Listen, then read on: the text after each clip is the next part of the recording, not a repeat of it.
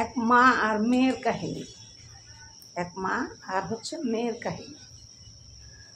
মা কোনো ইয়ং জেনারেশনের সুন্দর যদি পুরুষ দেখে, সুদর্শন পুরুষ দেখে, ওই পুরুষকে বিয়ে করার জন্য মা পাগল হয়ে যায়।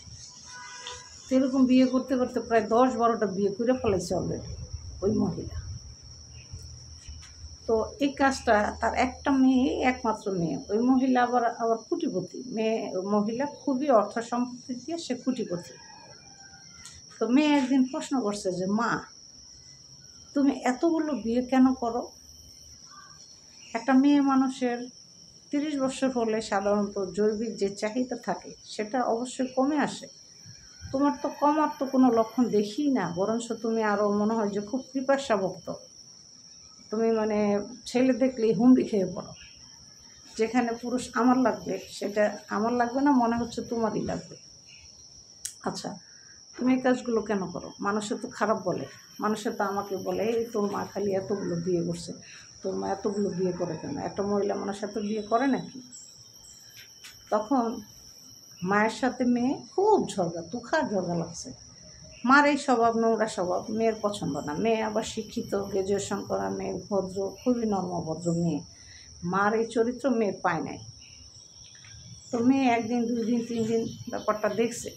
দেখার পরে যখন দেখে তার মাকে হ্যান্ডেল করা যায় না, মা এরকম নোংরা কাজই করে, ছেলে মানুষ দেখলে হুমড়ি খেয়ে পড়ে, তখন সে প্রথমে তো পুলিশকে জানাইছে ব্যাপারটা। পুলিশ অলরেডি 2-3 বার তারা গ্রেপ্তারও করছে যে আপনার মেয়ে আপনার নামে কেস করছে, আপনি নাকি এটা বিয়ে করেন, 1 মাস সংসার করেন, তারপর ছেড়ে দেন, আবার আরেকজনকে ধরেন, এই জন্য আপনাকে থানায় যেতে হবে। তো কয়দিন সে কারাগারেও ছিল। তারপরে সে বের হয়ে সে আবারও সেই কাজ করে। তখন মেয়ে চিন্তা করলো, না, আমার মার এই চরিত্র তো ভালো হবে না, কারণ তার যেহেতু এই চরিত্র এসে বসে দেয়, তাইলে এই চরিত্র তার যাবে না। তা এখন কি করবে? মেয়ে তো মান সম্মান নিয়ে টান দিতেছে, মেয়ে ভার্সিটিতে পড়ে, মেয়ে তো সবাই কথা বলে, এই তুই কি তোর মার মতো হইছিস এরকম চরিত্রে, সবাই মেয়ের খুব এগুলোই বলে। তখন মেয়ে কি করছে? মেয়ে একদিনকে ডিনার করতে বসছে রাত্রেবেলা, 2 মা মেয়ে। ওই খাবারের ভিতরে মেয়ে বিষ মিশিয়ে রাখছে। তো সেদিনকার মেয়ে মার সাথে অন্যান্য দিন খুব ঝগড়া করে মেয়ে, অন্যান্য দিন প্রতিদিনই ঝগড়া করে মা মেয়ের সাথে, কারণ এক দিন এক পুরুষ বাসায় আসে, এই জন্য খুব ঝগড়া করে। তখন কইল যে, আচ্ছা মা, তুই আজকে এত ভালো ব্যবহার আমার সাথে করতেছিস, কারণ কী রে মা? আমার তো ঘটকা লাগতেছে, কারণ কি? খাবার রেডি, ডাইনিং টেবিল সাজানো, আম্মুকে খুব সুন্দর ডাকতেছিস, কারণ কি? আম্মু এটা কোনো কথা বলো? আমি তোমার মেয়ে না, একমাত্র মেয়ে আমি তোমার কি খারাপ আমি চাইতে পারি তুমি বলো? হ্যাঁ, তো তুমি এই ধরনের কাজ করো না, ছেড়ে দিও মা, আমিও তোমাকে ক্ষমা করে দিছি, তুমি আমার ক্ষমা করে দিও। সে কিন্তু আবার ক্ষমা চাইয়ে নিছে। তো তার মা তারে ক্ষমা করে দিছে।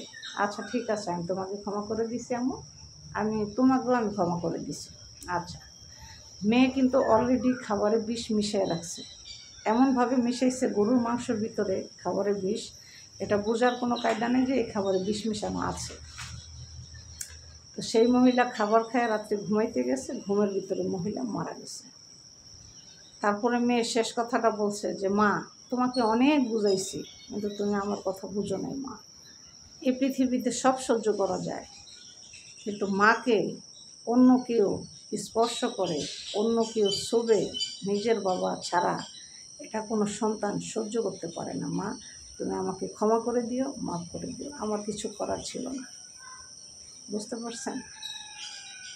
তা আপনারা সবাই একটু ছেলে মেয়ে বড় হলে অন্তত পক্ষে ভালো হয়ে চলার জন্য চেষ্টা করবেন। অন্তত পক্ষে নিজের জন্য না পারেন, সন্তানের মুখের দিকে তাকায় হলো ভালো হয়ে যাবেন।